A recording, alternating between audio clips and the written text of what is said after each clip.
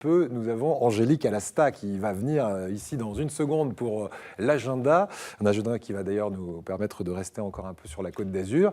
Angélique Alasta, imaginez-vous comme on sort d'un sujet sur le tramway de Nice. C'est l'une des voies du tram. Elle va nous faire un petit essai dans une seconde, elle arrive.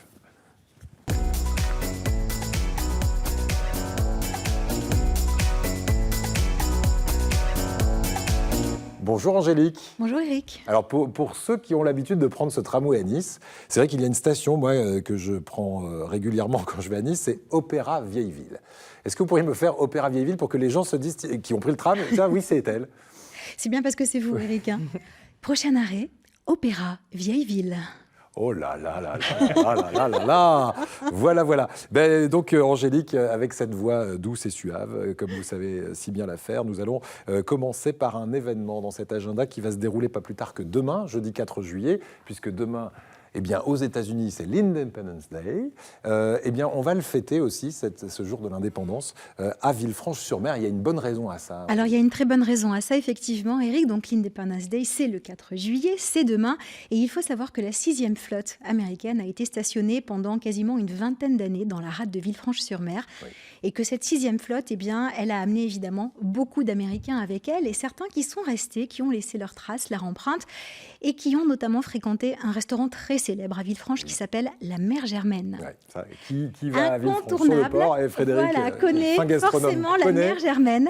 Et donc l'histoire de cette 6e flotte américaine est très intimement liée à celle de la Mère Germaine. Elle doit d'ailleurs son nom de mère aux Américains qui l'ont surnommée Mom Germaine, parce que, eh bien justement, elle s'occupait très bien d'eux, elle les nourrissait bien, elle s'occupait bien d'eux, elle leur faisait faire tout ce qu'il y avait à faire aussi, hein, à Villefranche, à eux, à leur famille, parce que beaucoup donc se sont installés ici ensuite. Et la petite fille donc de Germaine a décidé de fonder une association pour rassembler en fait tous les souvenirs, tous les documents, tous les témoignages qu'elle a pu recueillir, toutes les photos d'époque.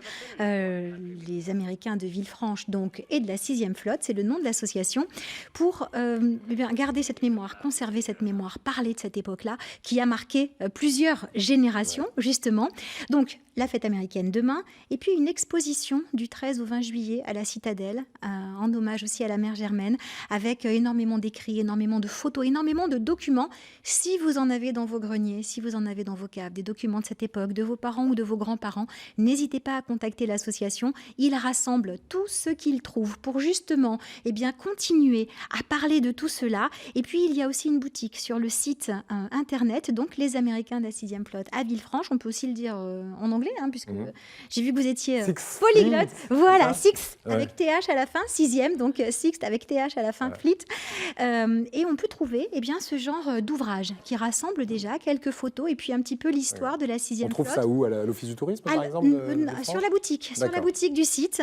Il y a des DVD aussi. Et puis, il y a un film que vous pourrez voir lors de l'exposition qui a été tourné dans les années 50, fin des années 50, à Villefranche, par une grosse production hollywoodienne, avec dans le rôle de la Mère Germaine, une star de l'époque, évidemment. Donc Françoise Rosé, on a peut-être un extrait. Alors, on a vu le film tout à l'heure, si on peut nous en remettre un petit extrait. La Mère Germaine, elle est là, regardez. En tout cas, c'est effectivement la comédienne qui prenait le rôle de la Mère Germaine. Et on voit effectivement ce restaurant qui existe toujours sur le port.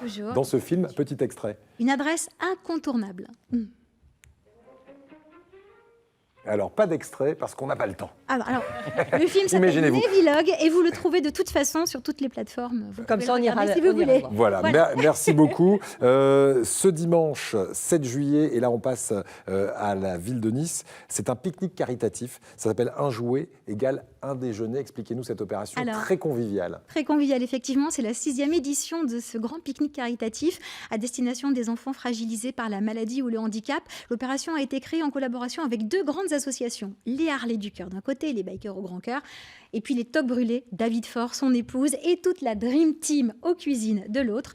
L'idée est très simple, vous venez dans les jardins de Cimier dimanche à partir de 11h, vous venez avec un jouet neuf, c'est important, et vous le troquez contre un plateau repas qui sera préparé devant vous par les chefs qui ont installé leur cuisine spécialement.